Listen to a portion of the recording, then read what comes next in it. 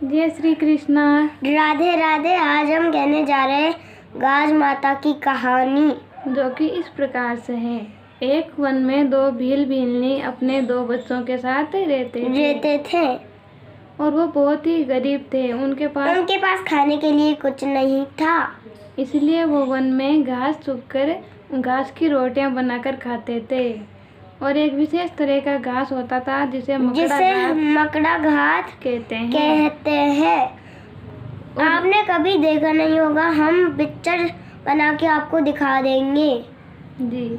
तो उसके बाद में जब एक दिन की बात है, जब भीलनी सरोवर के पास में वो घास चुगने के लिए जा रही थी, तब बहुत सी स्त्रियां हैं वो भगवान क्या गाज माता की कहानियां सुन रही थी। और जब गाज माता की कहानी सुनकर उनको पूरी हो गई तो उन्होंने प्रसाद बांटने के लिए इधर उधर देखा, तो वहाँ पे कोई भी कन्या और गाय या ब्राह्मण नहीं थे। तो उन्होंने भीलनी को देखा और उनको वो प्रसाद दे दिया। तब भीलनी बहुत खुश हुई और सारा प्रसाद लेकर अपने घर में जाके एक कोठरी में रख दिया। और एक दिन उस भीलनी के बच्चे भूखे थे, तो उस भीलनी को कहा कि माँ मुझे है ना वो प्रसाद दे दो। तो भीलनी ने कहा कि जाओ कोठरी खोल के ले लो, वहाँ पे बहुत सा गाज माता का प्रसाद मिला हुआ है जो मैंने लाके रखा है। उसके बाद में उन्हें देखा कि ये तो कोई प्रसाद नहीं है, ये तो हीरे मोती हैं, क्योंकि उन प्रसाद से ही हीरे मोती बनाते गए थे जी। गाज माता के प्रसाद से वो हीरे मोती बन गए थे। तब वो अपनी माँ के पास आते हैं और कहते हैं कि माँ, कोठरी में खाना नहीं है, वहाँ पे तो वहाँ तो बहुत सारे हीरे मोती हैं। हाँ, तो जब माँ ने जाके अंदर देखा तो सच में वहाँ पे हीरे मोती थे। तब गाज माता की कृपा से उन्होंने बहुत अच्छा महल बनवाया, घर बनवाया और बहुत अच्छी तरीके से रहने लगे। और तब भीलनी और उनके बच्चे बड़े आराम से रहने लगे। और भीलनी भी है, वो एक बार अपने वस्त्र धोबन को धोने के लिए सही जवाब। और उसी तरह से उसी रानी ने अपने वस्त्र भी उसी धोबन को धोने के लिए दिए और दोनों के वस्त्र ही एक तरह के थे, सेम टू सेम। हाँ, तो जब धोबन ने उन दोनों के वस्त्र धो दिए और भूल में भीलनी के वस्त्र हैं वो रानी को दे दिए और रानी के वस्त्र है वो भीलनी को दे दिए। तो रानी ने अपने अपने पति से कहा कि राजा जी ये ड्रेस मेरी नहीं है, ये ड्रेस भीलनी की है। तो राजा ने कहा कि भीलनी के पास इतने पैसे कहाँ से आए कि वो अपनी सोने मोती बन गए थे, उसे पता नहीं था ना।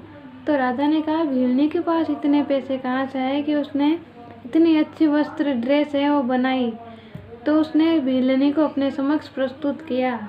तो भीलनी ने सारी बात बताई कि हमने गाज माता मैं घास चुग रही थी वन में और वहाँ पे स्त्रियाँ वो गाज माता की कहानियाँ सुन रही थी और गाज माता का प्रसाद उनको दिया और गाज माता का वो प्रसाद हीरे मोतियों में बदल गया, जिसके कारण वो अमीर हो गई और इसीलिए उसका वस्त्र है वो रानी के जैसे के सेम टू सेम हो गए।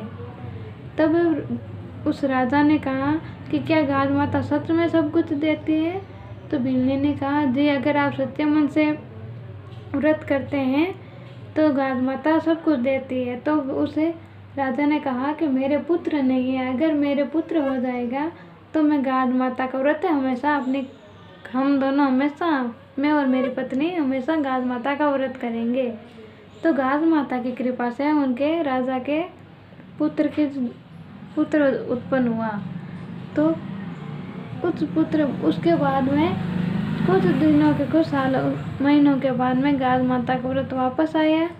तो रानी ने कहा कि मैं गाज माता का व्रत नहीं करूँगी, क्योंकि अगर मैंने व्रत किया तो मेरा बच्चा भूखा रह जाएगा।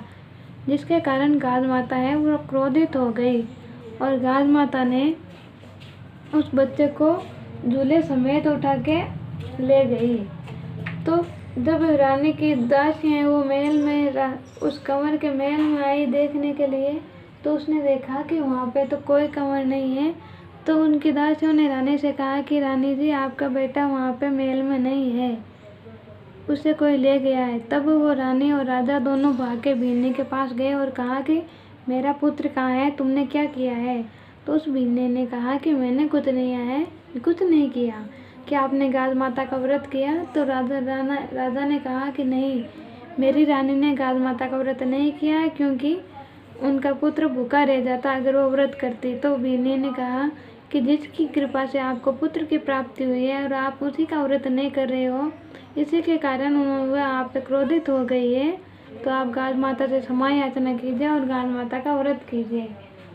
तो भीलने के कहने पर राजा और रानी दोनों ने पुनः गाज माता का व्रत किया, उनसे क्षमा याचना की मांगी। तब गाज माता की कृपा से उनको उनके पुत्र गाज माता है उन पर प्रसन्न हुई और उनके पुत्र को उनको देके वापस चली गई। तभी से राजा ने सबने पूरे राज्य में सभी से घोषणा करवा दी कि सभी से आज से गाज माता के व्रत करेंगे। तो ये थी आज की कहानी। जय श्री कृष्णा और धन्यवाद। धन्यवाद। आपको पसंद आए तो लाइक शेयर कमेंट ज़रूर कीजिएगा।